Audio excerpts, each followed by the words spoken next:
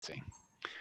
So today is September 9th, 2019, and I just feel so honored and so pleased to be with Kelly Brogan. Kelly and I were just having a pre-conversation about this meeting that we're having today, and at some level, Kelly said that there may be like one activist in this country that is carrying on as a psychiatrist in the world of really taking a look at the necessary paradigmatic shift that's required in order to maybe turn the psychiatry thing on its ear and bring mental health back to where it's supposed to be. And she said there might exactly be one. I'm assuming that one is me, and I'm not sure. I was thinking of you, and then Bregan. We got right, Peter Bregan and Peter Bregan and the three of us, and we have to look far and long for other people who are taking a stand like this. And for you psychiatrists who are out there who are taking a stand, welcome aboard. And really just come aboard. Can't wait to meet you and talk with you and learn more about what you're up to. So welcome to the conversation, Kelly. It's really, really fabulous to see you. And thank you. Thank you. I'm super excited to be such a like mind. Yes. Yeah. So, I had the opportunity in preparing for this conversation to read at least the start of your book. I'm going to admit that I haven't read the whole thing, and I was immediately just entranced with it and really just, I can't wait to get right back to it after our interview here. So tell me a little bit about what you're doing with your life now and what led you to write this book, and what kind of impact have you been making or been being made on you that has you see that this is the time for this book to be released? Yeah. So, it requires a little rewind because I wrote a book in 2016 called A Mind of Your Own. And I did that because I had my own encounter with the medical system through the diagnosis of an autoimmune condition that is ostensibly chronic. And I just didn't want to take a prescription for the rest of my life, despite the fact that I had been writing them, left and right, including to pregnant and breastfeeding women as a reproductive psychiatrist. And so I began to examine many of the kind of sacred cows in medicine, but chiefly in psychiatry. And it led me to Robert Whitaker's work and led me to put down my prescription pad for good. So in 2010, since 2010, I've never written a prescription for a patient, a new prescription for a patient, and dedicated myself to tapering. I was really angry, though. I had a no small amount of righteous rage, not only because I had never encountered any of the studies, for example, in anatomy of an epidemic in my training. And I've been on PubMed, I'm very comfortable with it. I've always been interested in primary literature, and I never read those studies. And I certainly was never told you could heal a chronic illness. It's not even put on the menu of options or possibilities or potentialities in allopathic medicine, where the goal is simply just management, right? And so I thought, I'm going to put all this science into this book, talk about how I healed myself and how I'm applying this to my patients, and no one's ever going to touch a medication again. That's literally what I thought was going to happen. Right. Because I thought it was just a matter of information, right? Right. What I learned is that there is something much more nuanced going on. And I think it has to do with foundational beliefs and the ways in which those beliefs interact with our healthcare, right? And our self-care and our disease care. And so what I found is that the testimonials of healing that came from A Mind of Your Own, so people just read a book, did what was in the book, were not explicable through just transmission of information. I mean, this is like, people who had been diagnosed bipolar for 25 years, who came off of meds and were done with their psychiatrists. And to me, the information couldn't possibly have achieved that. So what happened there? What I now, in retrospect, many years later, and having scaled this protocol to thousands of people online and continued in my practice, what I've come to understand is that the information in that book simply validated the intuition that was very, very buried in those individuals, that they could, in fact, transform this pain into power. And that validation is what ignited their own innate healing process, right? So it's not about convincing anyone or changing minds.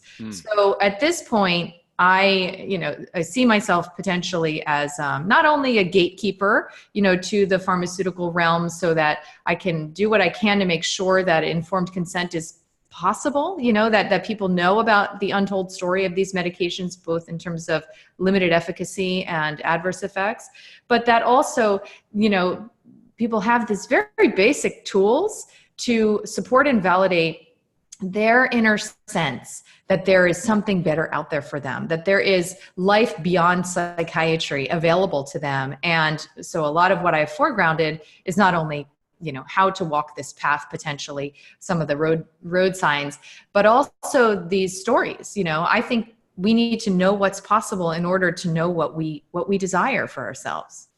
Right. That's beautiful. So I guess what I'm hearing you say is that something gets unleashed in these people to get that there's already innately something that's pre-existing that offers the possibility of healing anyways, and that it's almost like a lifting or a non-doing, an unveiling of what the psychiatric field or what the psychiatric prevailing conversation has brought their way. Exactly. And I like to say that despite our best efforts, scientifically, technologically, medically, there are many things that are complex that we do not know how to engineer, right? So we don't know how to engineer healthy soil, right? We don't know how to grow, in a forest ecosystem. We simply know how to create conditions and, frankly, as you said, get out of the way. So I think a lot of what healing consists of, and radical healing, I've taken a great interest in radical healing that defies the dogmatic assumption that chronic disease is a given. That the conditions for that are surprisingly basic, surprisingly simple, but that the most important ingredient is the mindset, is the belief that this is possible, and almost that it's an entitlement, right? So you're going to get that no matter what. So that posture, I found, is it cannot be replaced, and it's an essential piece of these stories. You're speaking with. Thank you very much. It's really quite beautiful what you're up to, and it really is a deep honor to be having this discussion with you. And there's a new level of what I'm hearing, that there's an alignment with the times that has you being very comfortable speaking to your life's work here. That well, maybe comfortable is a little overstatement, but having you be courageous or proud or bold enough to take a stand in this area that really flies against what is otherwise the default prevailing conversation. Can you say something about how, I'm sure you get equated to fearlessness in some occasions, either being fearless or courageous or bold or strong or, alternative. What is it, Kelly, that for you has you being able to stand, calmly and firmly and compassionately inside of this stand that actually does fly against the ongoing prevailing conversation that may be subject to some transformation, quite honestly, in the present paradigm? Yeah. I mean, I think that I have a program from childhood that is quite defiant, and doesn't take anyone's word for it, right? And so, that comes from arguably probably relatively common wound. And so this program is what led me ultimately to begin when I was pregnant in 2000. Well, it would have been 2008, to begin to question some of the things that my OB was telling me about at that point, right? And so I said, I'm going to do this my own way. I know how to read studies just as well as you do, if not better. It's like this kind of like know-it-all. It's the know-it-all of my shadow that actually has served me for some time, because it's led me to investigate for myself. And what I discovered, particularly when it started to come to my own health, I never had any health-related dealings or doings until pregnancy and postpartum. I think I simply learned a different version of the truth. And my mentor in later years, Dr. Nicholas Gonzalez, he always said to me, Kelly, your only job is to love the truth. And I never really knew what he meant by that. Wow. But these days, you know, I feel he's passed, and I feel his presence, and I feel like that's what I'm doing. You know, I was in a position when I was still very entrenched in my programs and my unexamined wounds. And before I'd really gone through dark night of the soul in my personal awakening process, I was very entrenched in this concept of fighting, right? This idea of fighting the system. And we're so enculturated around warfare. I mean, look at the names of our medications: antidepressants, antihypertensive, antibiotic. It's just like, you know, rallying to get the big bad enemy out there. And so of course we have no understanding of the possibility, the quantum, you know, physics perspective, that out there is simply a mirror of in here. Yes. So quit fighting, because you're literally warring against yourself. And so what I've come to in healing that within myself, and understanding that, you know, I can fight this all day long, but in the end, I'm still going to be at war. So how are we going to heal collectively? How are we going to resolve this one and all? And I came to understand, well, I'm going to love what feels good to me. I'm going to choose to love a reality that allows for healing, a reality that makes room for the meaning of crisis and illness and grief and struggle, right? And I'm going to inhabit that reality and do everything I can to support its existence, simply because it feels safer for me in the world to do that. So I don't know that I would identify it as like courageous or fearless. It doesn't feel that way to me. It just simply feels like I need to live in a world where this kind of healing is possible. And I know that it is, because I've seen it. So how can I amplify and support that? Because it's the world I want to live in. It's the world I want to raise my children in, you know? So it's really more about that than it is about winning against the old model. The old model, like you know, it's never going to leave me. It's in me. I was trained by it, right? So I can't pretend like I'm not even still using some of the tools of the trade within myself, within my, you know, psychology, and I'm forever lashed to the allopathic system. So I'm not going to pretend that it's this horrible bad thing that I need to kill, because it's a piece of me too. But yes, I am going to try and nurture and grow this other side of me that, you know, is more yin. It's more soft. It's more receptive, and it's certainly more curious as a reflex rather than controlling. So yin and soft and receptive and curious, and in the word you used earlier is safe. It's really fascinating as I listen to you, because I really relate to all of that. It's like, it doesn't appear for me to be that I'm rogue, or that I'm courageous or bold, or, you know, taking on the system. It actually, I love what you said about safety. That this world, when I can take into consideration that that there is space for pain, for emotional discomfort, for depression, you know, for anxiety, or for confusion, for aimlessness, for misery, like all of those things as part of the grand human experience, then I get to expand myself and, in fact, live into that truth.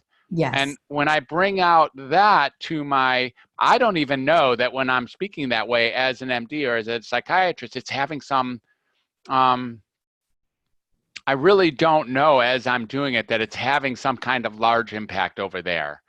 It's almost like, well, that's good, because I would do it anyways. And there's something about learning this and being with it.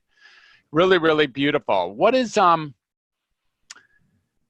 you know what, I have my answers to this from my field, or from my perspective, but I'm wondering from you, like, what are some of the hurdles that you're running into? What are some of the pushbacks? What are some of the things that, in fact, if you really, at the end of the day, you look at them, you're like, yeah, that's substantial. You know, what's in your way? Yeah. So, you know, when I published my first book, there was a totally, impenetrable mainstream media blackout. I was with a top 5 publisher at the time. You know, they handed out the galley to the Today Show and Dr. Roz and all Nightline and whatever. And they literally got back, no, no, no, no, no. And then even from, I think it was ABC, they got back, if we were to allow your author on, it would be bad press for both of you. So that didn't surprise me, of course, with 70% of media subsidies coming from pharma, you know, that's only to be expected. And I certainly wasn't surprised by that. There has been, since then, like I've been largely ignored, which is fine with me because it's sort of like, okay, I'm going to create, as Bucky Fuller says, like, don't fight the system from within it. You know, create something that makes it obsolete. So, okay, so I'm working over here, you know, on my thing. What in the publicity for Own Yourself for this current book has been kind of like jarring for me and unexpected is that even in wellness communities, spiritual communities, yoga communities, that I'm encountering resistance. I mean, I did an interview with one of the biggest, you know, celebrity wellness platforms out there that will remain unmentioned. Sure. Last week. And literally it was the most contentious interview I have ever done in my career. It was frankly adversarial. The editor that I was being interviewed by she took such issue with so many, she all had all the page numbers out of all the things that I mentioned in this book about that just question basic dogmatic assumptions around, you know, science. And even in the realm of psychiatry, like the role potentially of medications in the Parkland shooting, you know, this kind of stuff. And I recognize in that moment that it's really not, again, same message. It's not about information because I am still in the allopathic mindset a lot of the time. I have the science cataloged in my mind defensively, right? So when you come up against the consensus, when you come up against the status quo, you're far more adept at recruiting, you know, science and your intellect in service of this new story, right? So I have it all. I can defend every single statement I make with published literature. And I have a staff of med students and clinical volunteers who help me to write up these cases. We just published another one yesterday on Graves' disease, you know, just because I'm still in the world where that matters, you know, where the science matters. It's a currency of exchange. But I was able to see, wow, you know, this platform can't go there. They can't go there. They can't go to the place that allows us to question what we've been told about genetics and disease and even bigger concepts, you know, introducing quantum biology. They just need it to be smaller and more familiar.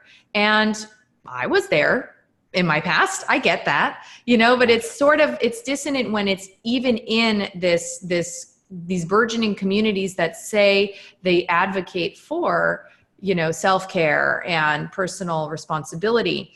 And I think a big piece of it is recognizing how entrenched we are in our victim mentalities, right? That then we all are. I mean, I spot one in my life every day where I'm telling a little story about poor Kelly, right? And it just is part of this moment I think we find ourselves in where we're like, are we going to grow up now, right? Like, is it time to adultify? Because fundamentally on a psychological level, transitioning from that victim mentality is perhaps the initiation into adult consciousness, and it requires personal responsibility, and that could be so uncomfortable. Yeah, I love that word, right? Because it's responsibility, right? It's so that you're no longer reacting from fear and recapitulating these past patterns that might have helped you as a kid. But honestly, as an adult, they're keeping you stuck and in fear, in perpetual fear. So how can we cultivate this responsibility so that we can interact with what is from a place of groundedness and really locate that sort of nexus of control within ourselves? And that's what it is to become an adult. But I'm not sure we have many models for that culturally. Right, right.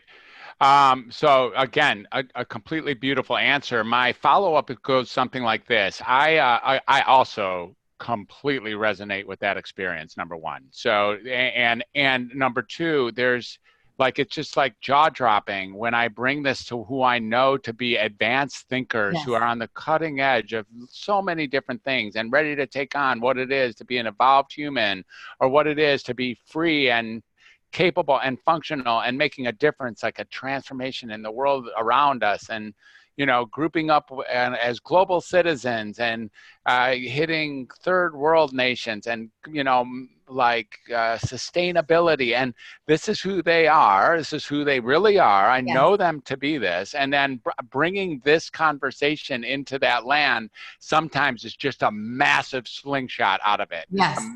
And it's like, wow, this is really a deeply entrenched way of being that must work at some level. It must work because these people are pretty good, at least in my world, of undoing things that didn't work for them. And now they're taking on new ways of looking at things in different realms. But in this one, it's the carve out.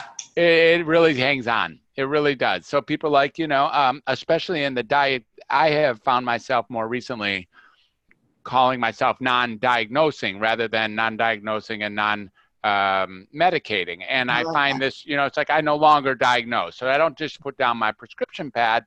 Now I've also put down any kind of diagnoses. Awesome. I love that. Right? It has a lot of implications. It has a lot, and it's way easier. It's way easier. Then I don't have to be anti-pharmacological either, because it isn't really about that. What's there to treat if there's no diagnosis? No problem. Thank you. And there's no stigma either, by the way, because there's nothing to be stigmatized. It's all great. You are who you are. And people seem to like it conceptually, completely amused by it. Like, but people in practice, but in practice with their family or themselves, there's a massive pushback still.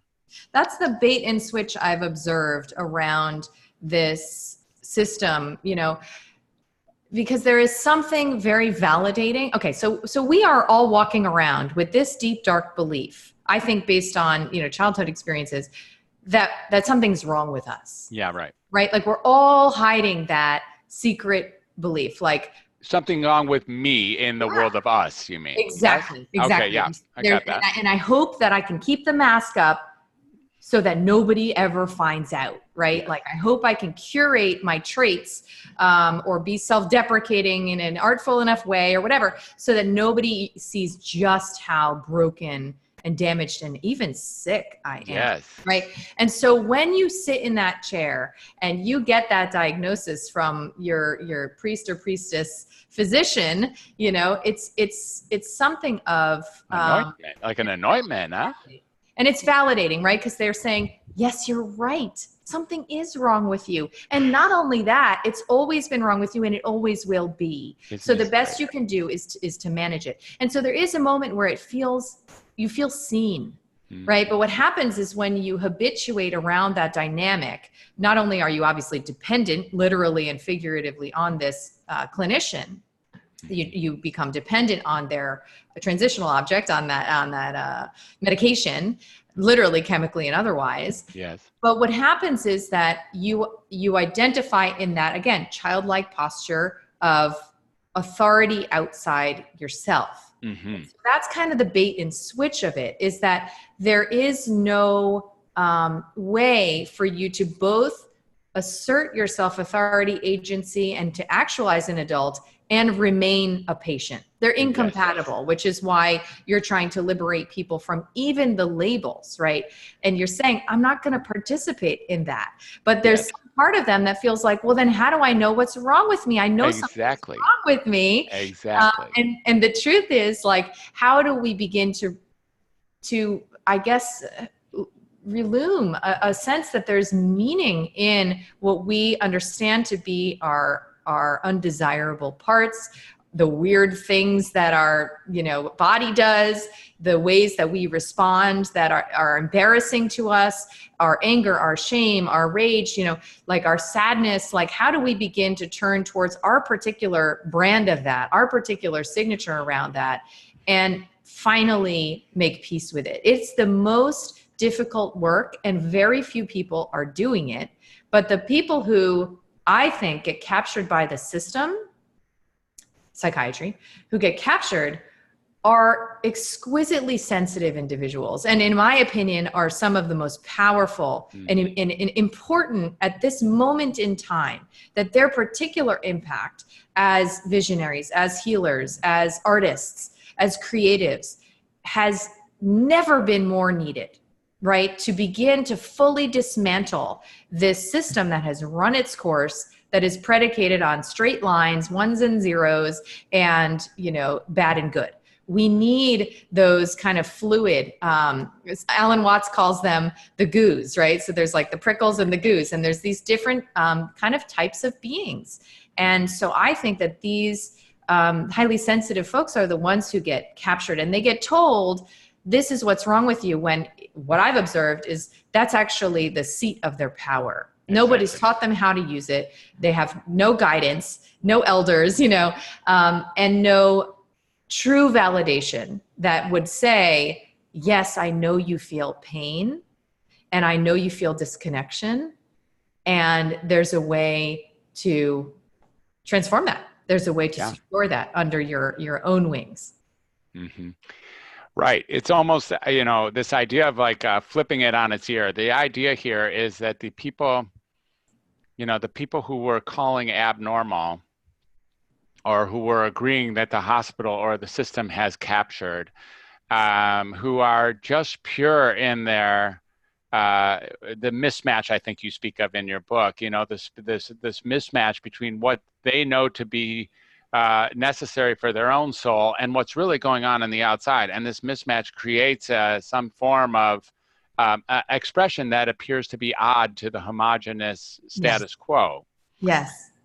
Well, what happens, it seems like what happens then is that people get captured, get called abnormal, and then get, who knows what happens. It's never very good what happens once captured. Right. And one of the things I'm hearing you say that I'd like to hear your view on is this idea that we, maybe all 7.7 billion of us actually, go through a period or in our early childhood, and then maybe every day from then on, this idea of hiding what's wrong with us, knowing that there's something wrong with us, and then followed up with absolutely being committed to making sure that nobody else sees what's wrong with us. So there's this combination of, yes, there is something like completely strange and wrong about me, and I'm going to spend the rest of my life making sure that you and nobody else ever sees that, whatever facade.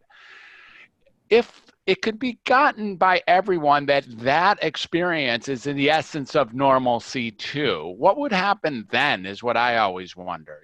What if we all knew that we go through feeling profoundly abnormal as an absolute normal aspect of being a human? Like undoing that from its very heart, that has people get that, oh, that means that everyone has this. And the answer is right.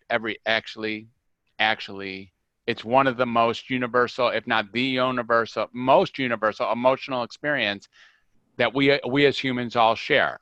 Absolutely. Yeah. I mean, I think you can look at it on a spiritual level, on a basic psychological level, but I think that the experience of conditional love as children, right? So whether, it was an incest or acute violence or chronic neglect, or whether it was, the way your mom made a face when you got a 68 on a math test, there were many moments likely where we experienced conditionality of a primary caretaker's love, right? And we began to understand, oh, there are certain things I have to do, there are certain ways I have to be in order to feel love, which of course is an existential currency of survival to a child, right? And so that those adaptations, those defenses, those survival skills on a personality level probably served almost all of us, right? So I have like this mercenary, I call it my mercenary program. It's a mercenary defensive structure where the moment I perceive that somebody might not agree with me, I'm like, forget it, I got this. I don't need you, you know? And I'm sure that served me at points in my childhood where I could cultivate independence in moments I perceived I couldn't rely on my parents to provide me what I needed, right? And protect myself. Yeah. So there is not a person who has escaped this. The only differences between us are our defensive structures and how we have found ways to navigate our projected expectations of others in our adult life. But the interesting twist is that we have the capacity to parent ourselves, right? And it's more than just a capacity. It may be kind of the point of life, to come to this experience of unconditional love, not through a partner who's going to adore you till death do you part, not through your own child, right? But actually through your relationship to the mosaic of you, right? And this is kind of it's what I refer to as like the holofractal nature of reality, where if we can create the conditions for that, where the moment you do something that you're like, why the hell did I do that? The moment you do that, you say, it's okay. It's okay. I forgive myself. Right. Yeah. And you learn to mean it. Right. It's from a simple practice like that to beginning to understand the weird, interesting, and unique ways that you interact with reality. Right. Beginning to see your triggers, beginning to see your habits, beginning to see the ways that you abandon yourself and violate yourself in service of others, all of these things. It can become this process of self-discovery that I actually believe then creates something like Rupert Sheldrake would call a morphic field for possibility collectively, right? And so it's like this, yes, it's time to do our own work. It's time to heal in this way and generate the experience of unconditional love as individuals, but that is also healing the collective. And that's also really the only thing we can offer this planet that is, my gosh, what we are up to, right? Like, and that's why I love, Krishnamurti's quote where he says, it's no sign of health to be well adapted to a profoundly sick society, because we are on, this planet is on her deathbed, and how are we going to respond? I have a friend, philosopher Charles Eisenstein, who says the only thing that convinces an ailing relative to stay instead of exit is love.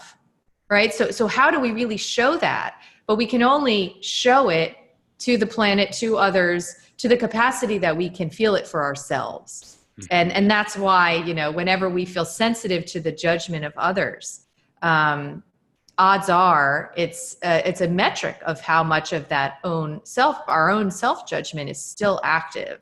And so, finding a path to healing that, I think, begins with an unmedicated consciousness and begins with, kind of turning towards oneself in a way that says, whatever you're feeling, whatever you're doing, it's got to mean something, and I'm going to figure it out, right? Meaning to yourself. Right. Yeah.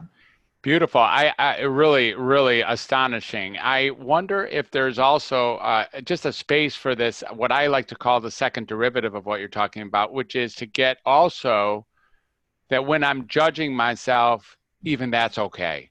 It's like being totally. Yes, it's a meta, careful to get the next level as well. Yes. And then being able to embrace that.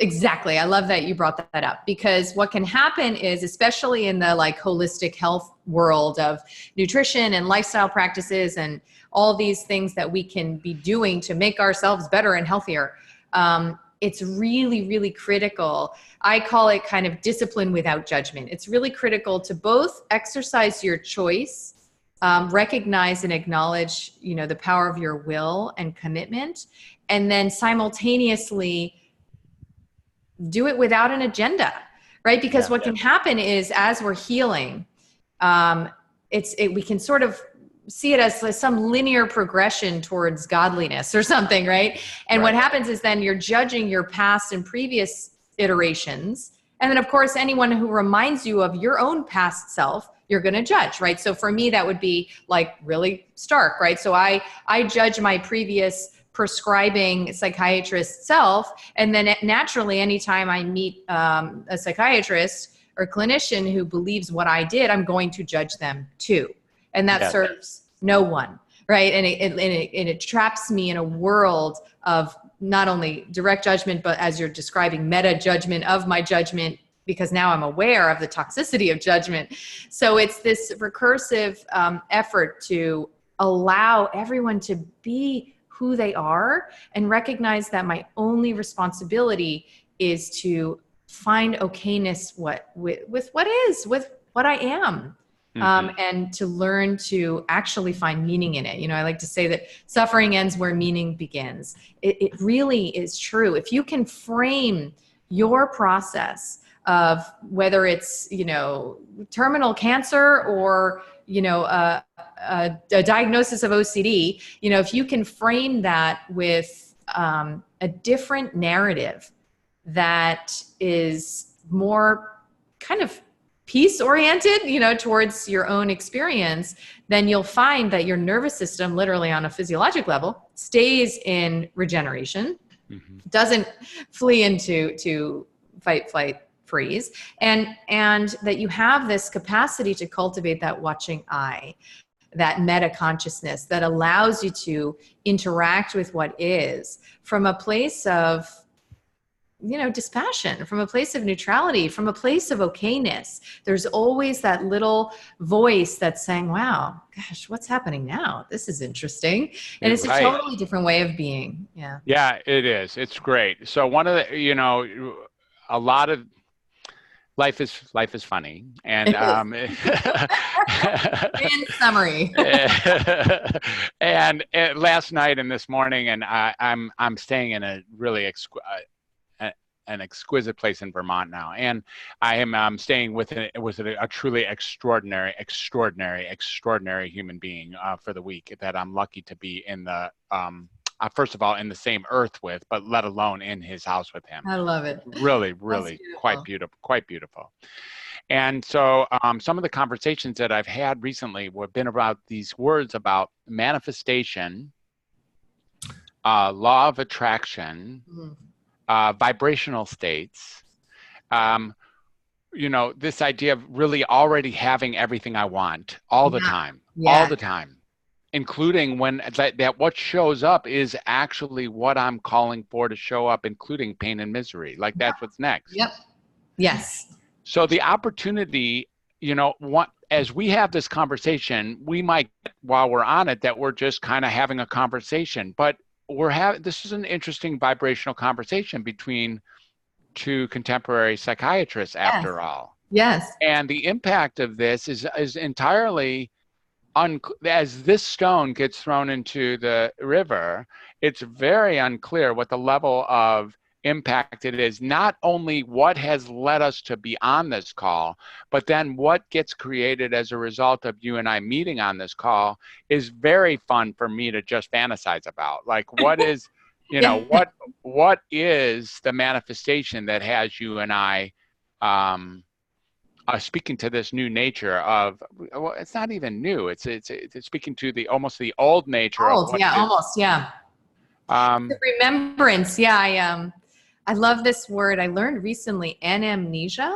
It's a Greek word. Maybe you know it. And my understanding is that it refers to the remembrance of something once known.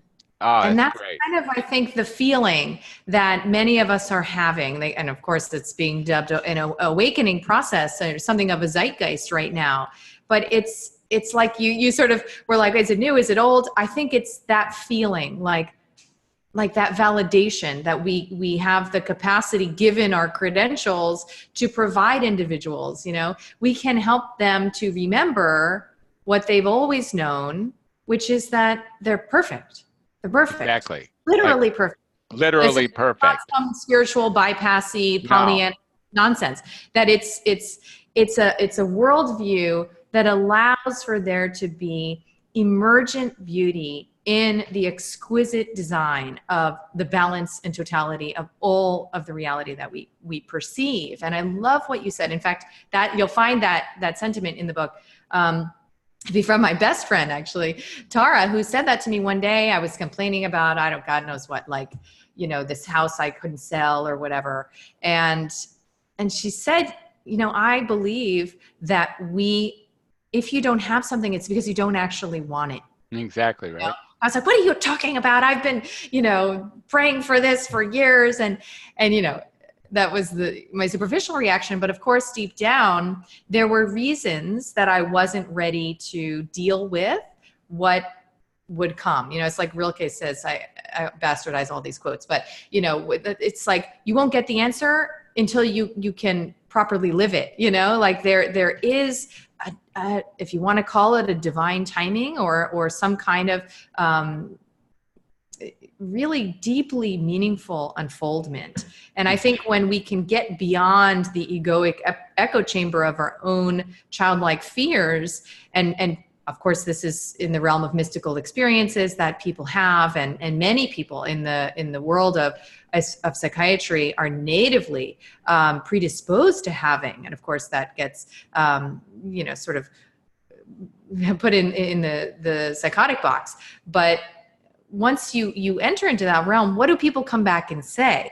They come back and report a level of connectedness, a level of design, an incredible, awe-inspiring beauty to the simple fact of being, right? To the privilege of experiencing this human mystery. And so that's where we can see, oh, wow, the suffering comes from the story we're telling ourselves about what's happening. There is no inherent suffering. It's only suffering because we say it is bad. And we've been enculturated and conditioned to believe that it's bad. But that's really, you know, what folks who are taking control of their health experiences and reclaiming themselves from psychiatry, that's the work they're doing. You know, they are showing us a different type of reality, a different way of relating to struggle and uniqueness, even, you know, to their particular signature. And it's so important right now. You know, there was a doctor when I was in, I think it was fourth year medical school. It may have been my first year of residency. There was this man who showed up with wild hair, and I think it was in Cincinnati. So I'm pretty sure it was fourth year medical school. And he showed up with the people who were in a psychiatry rotation. And he was talking about that he was a soothsayer. He knew the way the world was about to go, and he almost showed up like a Back to the Future kind of man who was like, you need to watch me because what I'm telling you is how this is going to go. And he actually said all sorts of things about HMOs and about PPOs and about medicines and about how everything's about to change. And now I want to, you know, I would love to meet this man again because he tapped into something. He tapped into something. And one of the things he brought up was an extremely, well, apparently simple, reductionistic mathematical equation that he felt was the source of most psychological pain. And that was, the equation was something like D equals the difference between R and E. And what that meant was that depression or discomfort equals the distance between reality and expectations. And that that's an easy equation, that when what's going on is in fact consistent with what you thought should be going on, then depression has no place. Actually, no symptoms have no place. All that's left then is being okay with what's so. Yes, exactly. And then the proportionality of what like the distance between how you think things should be and how now you are experiencing them, the further that is, the more pain and discomfort you're likely to experience. Absolutely. I mean, I've taken a very deep dive into Byron Katie's work. I don't know if you know her work, and it's exactly that. I mean, she would argue and changes, people's lives in one 20-minute conversation. I've been to her workshops. All she does is help people to make peace with reality, right? And to stop thinking it should be different. And she'll say, how it shouldn't be different? Like if I'm all disgruntled that my partner's not doing the dishes, right? And she'll say, how we know he shouldn't be doing the dishes? Because he's not doing the dishes. Exactly right. Right? End of suffering. So yeah, it's the end of suffering. And she applies this to to prisoners of war and people who have had extreme experiences of heinous abuse. And it's understanding that we always have choice. We always retain choice, and that degree of responsibility for what is unfolding, which is our choice around either how to literally respond or even just how to internally respond, is what gives us God creating powers, right? Yeah. So that a patient, who was, in some sort of grandiose state, having figured out the source and explanation for everything, right? Like if we had a culture that helped people to work with that kind of energy and through the development of a meta consciousness, right? Then he would be able to use that gift. He obviously has. Obviously. And remain in control at the same time, right? Yeah. So it's something like,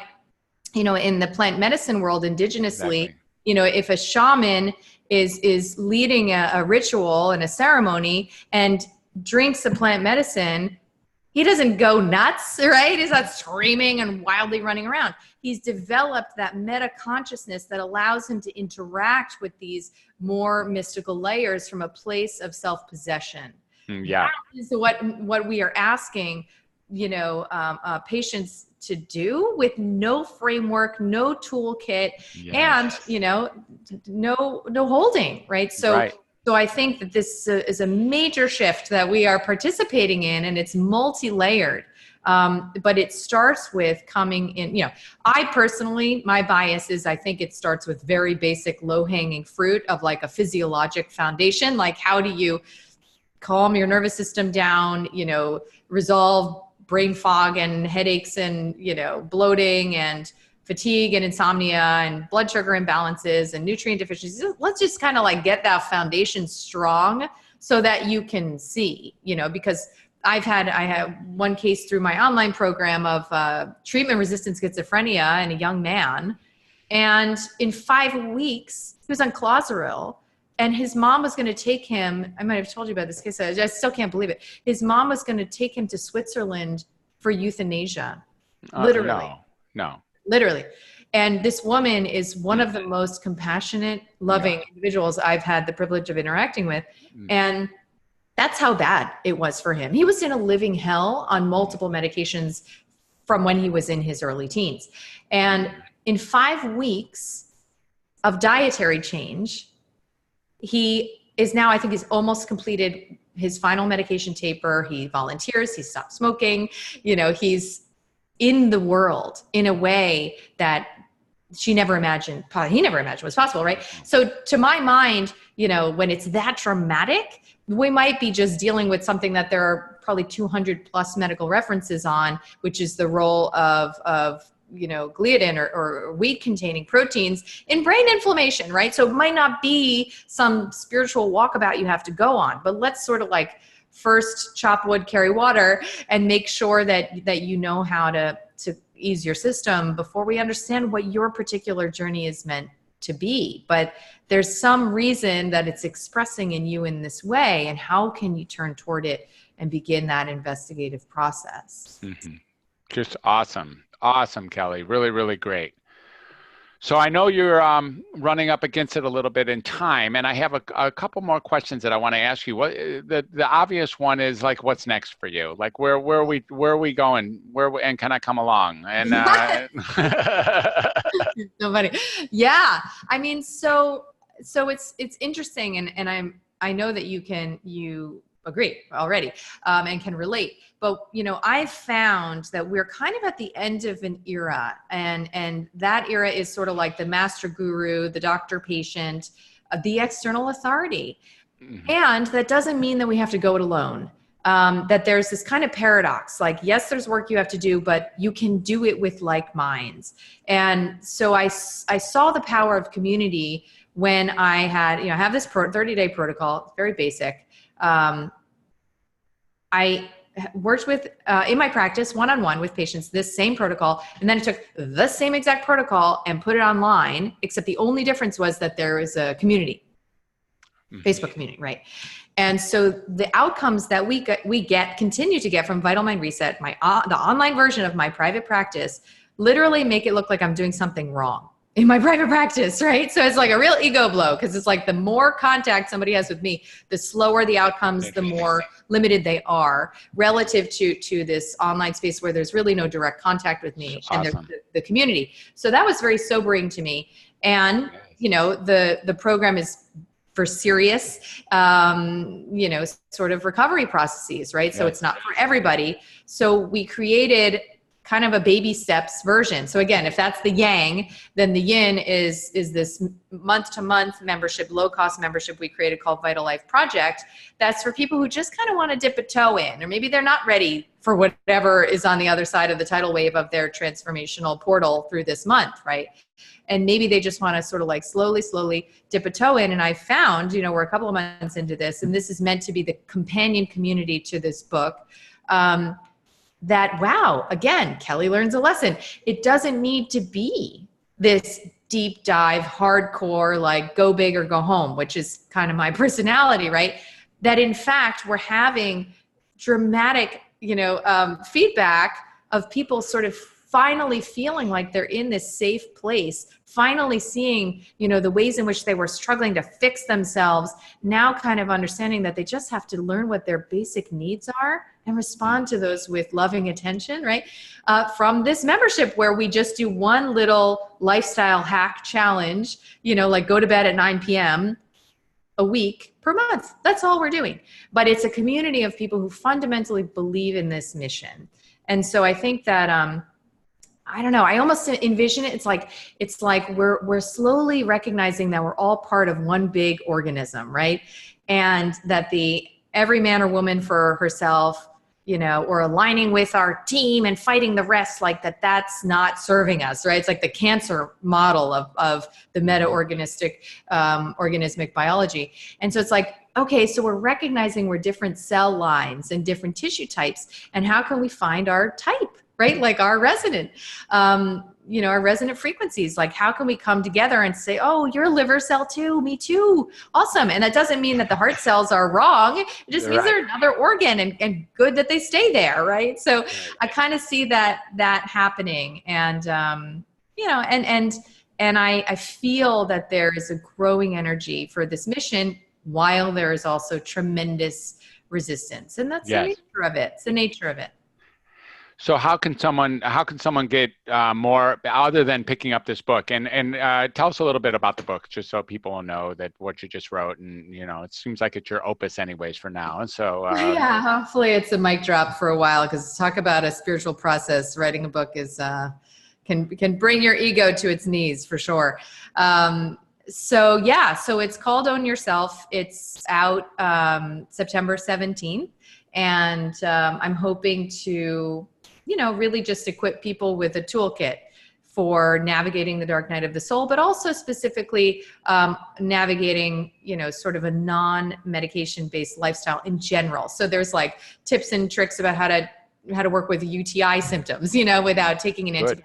It's very broad-based perspective on living more fearlessly and working towards that on a physical level, you know, to a spiritual level. And yeah, so that's available. And then the rest of my offerings are on kellybroganmd.com. And I'm just so really blessed to be able to have this kind of conversation. It's been quite an isolated journey for me. And I've been okay with that. But as I come into contact with more and more of my unmet needs, I see, well, it's really not been okay. Ultimately, Yeah. I was feeling myself against that seeming reality. So I'm very grateful for your support and our shared mission. Thank you. So yes, is there any kind of events or anything else happening for you? Is there any conferences or webinars or courses, or are you kind of going to lay low for a little while, or how does someone contact you if they're interested in learning more about what you're up to? Yeah, so I am keeping it mostly online. And in fact, I've dedicated my partner Sarah and I have dedicated a lot of our attention to finding new online platforms just in the current climate of Google censorship and, Facebook and Twitter and Instagram sort of being fundamentally at odds with a lot of what we're talking about here. So we're even investigating alternatives, and there's in the holistic realm, there's a lot of powerful, smart people who are going to come up with those alternatives. So I'm pretty excited about, collecting globally in ways that, when I show up at a conference and there are 100 people who've had to schlep across the country to be there, it's not available. So yeah, I can focus mostly on online offerings for now. Very great. Very great. All right, Kelly, it's 3 minutes to the hour. I know that you have a hard stop. It's been a spectacular time meeting you. I look forward to our next contact. I hope that it's very soon. I have some ideas I'd love to share with you about ways that we might be able to go in parallel or even together. Awesome. I love what you stand for. I really do. I love this book. I've had the opportunity to read, some of it already, and I'm going to finish it here in the next day or so.